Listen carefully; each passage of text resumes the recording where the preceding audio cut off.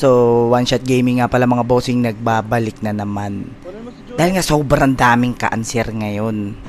'Di ba? Ito yung mga helicopter na yan. Diyos ko po, pagtingin ko sa mapa, parang ayaw ko nang ituloy yung pagpunta namin dun. Siyempre, tingnan mo naman. Napakaraming helicopter. Kahit ikaw malulungkot dito, 'di ba?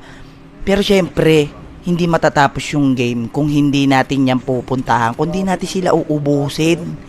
Siyempre bilang gwapo, nag-push na tayo dito, nagpapap yung pogi ng smoke, nag-board in tayo dito, tinutukan natin yung isa rito, kaso yung isa doon nakapag-out. Talaga mga kinakanser nila yung code M eh. Diba? So dito nag-push na tayo, magbo-board in na tayo dito. Yung isa magsasakay na sana siya sa sasakyan, pero sinakay natin siya sa ambulansya. Sinampal-sampal na natin siya doon. So dito sobrang daming nagaganap, kaya nag-push na tayo bilang pinakagwapo dito sa Code M. Tingnan nyo naman sa indicator natin, napakaraming gunshot. Ano yung gagawin mo pag ganyan? Sumausaw ka lang. Kasi kapag gumitna ka dyan, wala na. Magiging hotdog ka na, magiging palamang ka na dyan. Tama, mag-pre-aim ka lang dyan. Pero syempre, sabi ko nga sa'yo, pag ikaw yung pinakapogi sa labi nyo, ikaw yung mauna. So nagpapap na yung pinaka-pogi dito sa Code M ng smoke, nag-board in tayo dito, tinutukan natin yung isang gusto magpakilala rito, nag-marsilin talaga siya, pinilit niya lahat ng pangarap niya pero gumuho nung itinumba natin, may umakyat pa rito, bibigyan ko sana ng bangko pero wala na, tumba na dito si Dodong. So yung last guy nandito, pagpunta niya ron hindi niya alam, dead end na pala ron. So pinabalik na natin sila sa lobby, pinagsasampal-sampal na natin sila dyan. So nag-push na dito yung pinaka-pogi sa buong lobby. 'Di ba? So pagpunta natin dito may gunshot na agad. And then may nag-load out, may nakamotor.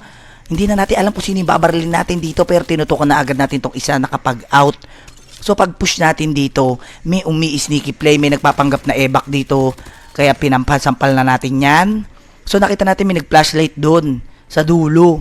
Of course, magpapapap ulit yung pogi ng smoke dito, sabay board in. Kaso, may tumatawid sa pedestrian lane, kaya itinumba muna natin to.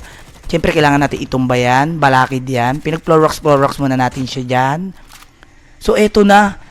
Yung nagpa-flashlight kanina, parang barangay tanod lang sa gabi, no? Siyempre, itutumba na rin natin yan. Kasi kanina pa siya silip na silip dyan, eh. Akala niya rito na babahala tayo sa kanya. Hindi niya alam. Bubugbugin na natin siya rito. Winantap-wantap pa nga natin yan.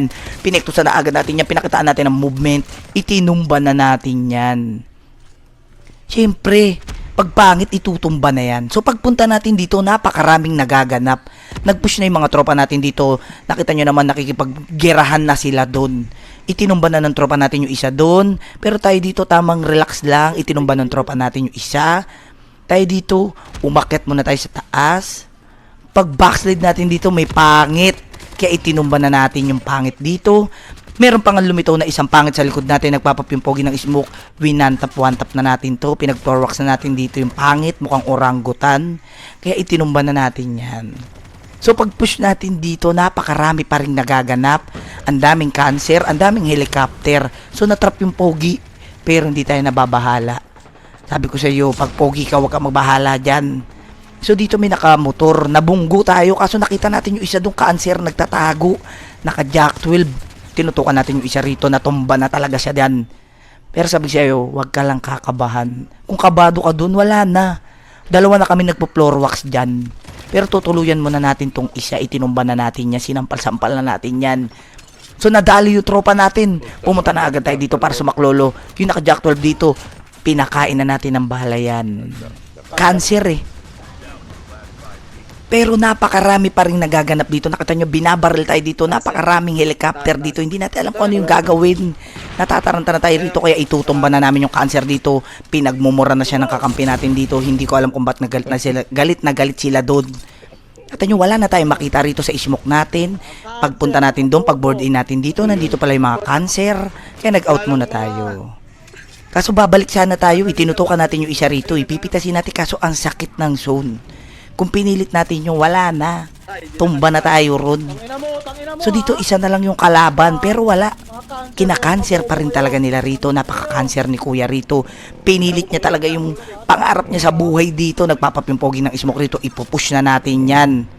Tingnan nyo, napaka-cancer ni Kuya rito. Pero sa sobrang cancer niya, nagpatiwakal na lang siya sa zone.